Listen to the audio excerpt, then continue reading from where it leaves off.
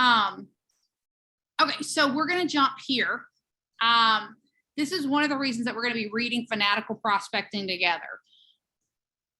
So there's a part in the book that says the more you prospect, the luckier you get. Inaction breeds doubt and fear. Action breeds confidence and courage. If you want to conquer fear, do not sit home and think about it. Go out and get busy. Dale Carnegie. So there are 3 core laws of prospecting. Number 1, you've got the universal law of need. Number 2, the 30-day rule. And number 3, the law of replacement. I'm only going to hit on some of these pieces, but this is why I want to make sure that y'all get why we're reading this particular book. So the 3 core laws of prospecting, we're starting with the universal law of need. So this is when your pipeline's empty, or it's when pipelines are empty that salespeople find themselves face to face with the universal law of need. This law governs desperation. It states that the more you need something, the less likely it is that you'll get it. So this law comes into play in sales when the lack of activity has left our pipeline depleted. When all of our hope for survival rests on 1, 2, or even a handful of people, the probability of failure increases exponentially. Now, the downside of the universal law of need is that desperation taps into the downside of the law of attraction, right? The law of attraction states what you focus your thoughts on, you're most likely to get. So think of that bold law, right? What you focus on expands. Well, when you're in that universal law of need, what are you focusing on? When you're desperate, you no longer focus your thoughts on what is required for success. Instead, you focus on what will happen if you don't get what you need, thereby attracting failure, thereby attracting what you don't want. And of course, right, people can sense your desperation. We talk about this, we call it commission breath, right?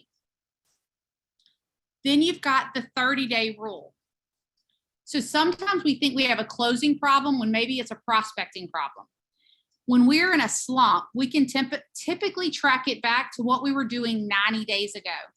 The slump feels like it's happening right now, only it was actually from lack of activity 90 days ago. A lot of times I'll see this in March.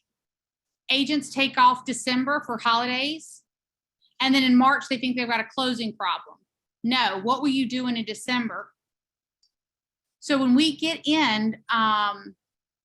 into this, we tend to call on stale, dead-end prospects over and over again, unwilling to mentally admit that those deals are never going to close. Then we start to dig the hole even deeper. The irony is as our frustration at not closing and closing sales increases, we have a tendency to stop prospecting altogether. Anybody can relate to this? Maybe not just me, right? So instead, we just call the same old prospects over and over, deluding ourselves that this was prospecting activity. This death spiral is common and happens to the best salespeople. So we want to get real.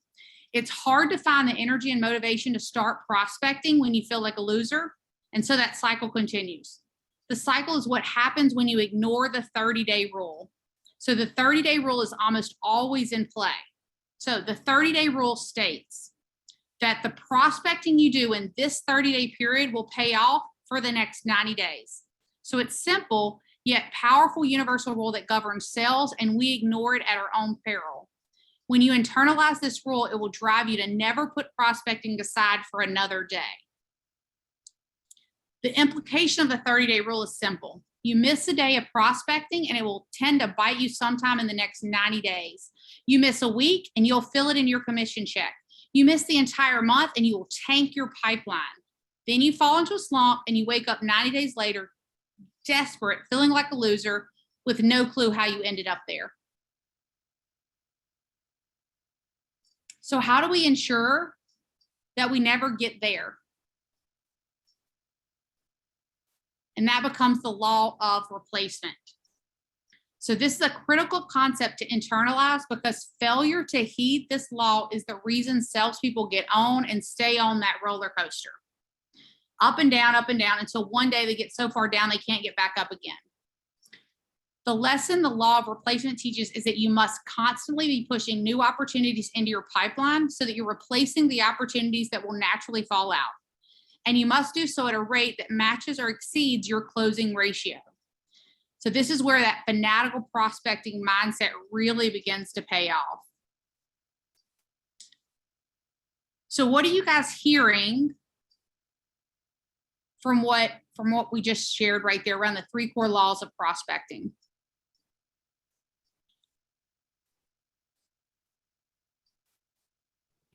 You got to keep working for new prospects. Stay out of that slump of just circling back with the same old ones over and over again. If Love we're it. not making what we want to make, we can directly tie it into our time blocks and our pipelines. Yep. Time blocks, pipeline. Everything is our fault. Well, everything's our responsibility. Bad, good, indifferent, it is our responsibility. If we don't like what's in our checking account, it's our responsibility. If we like what's in our checking account, it's our responsibility. Absolutely. And keeping in mind, right, when we get into that, before we get there, if we don't lead generate one day, tying that to how's that going to impact me in 90 days? If I don't lead generate this entire week, if I don't lead generation this entire month. So how do we make sure, right, that we have a system or a model, right, going back into the science of success, a system or a model that says, if I don't lead generate for one day, who do I let know so they can trigger? Because if one day becomes 2, becomes 3, I'm basically saying no to whatever my family wants in 90 days. I'm saying no to paying that bill. I'm saying no to buying that investment property. I'm saying no to whatever. So how do we make sure, right, that we tie that into what is our what is our piece? Because this is the anatomy of sales slump. Because sometimes knowing this and being able to recognize it helps us implement at a higher level. So this is the anatomy of a sales slump.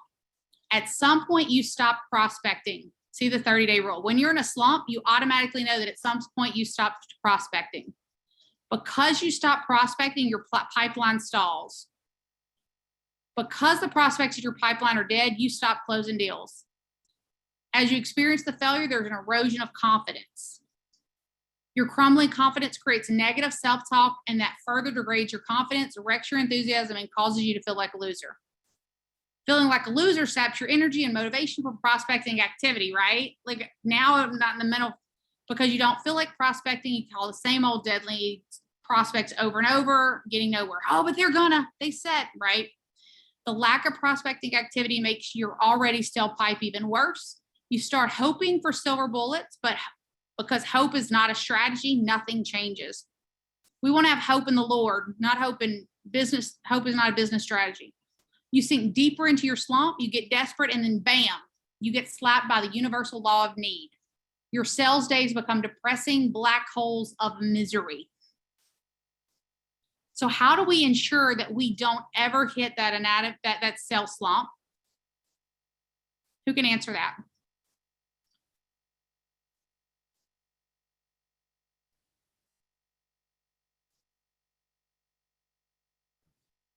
Time blocking or lead generation, and following through with that.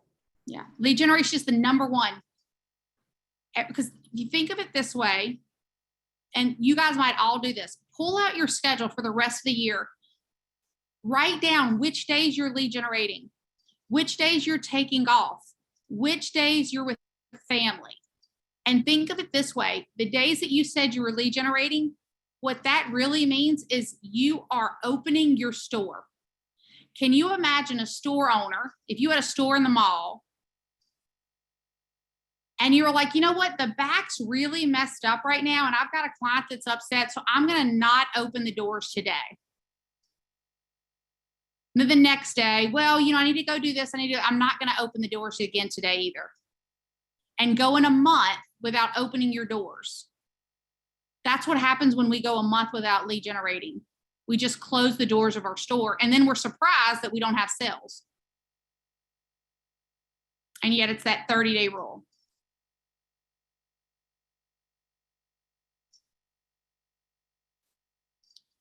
So this is why we're going to read this Fanatical prospecting book. So like I said, I'll just covered a piece of it today. So based on what we've learned so far,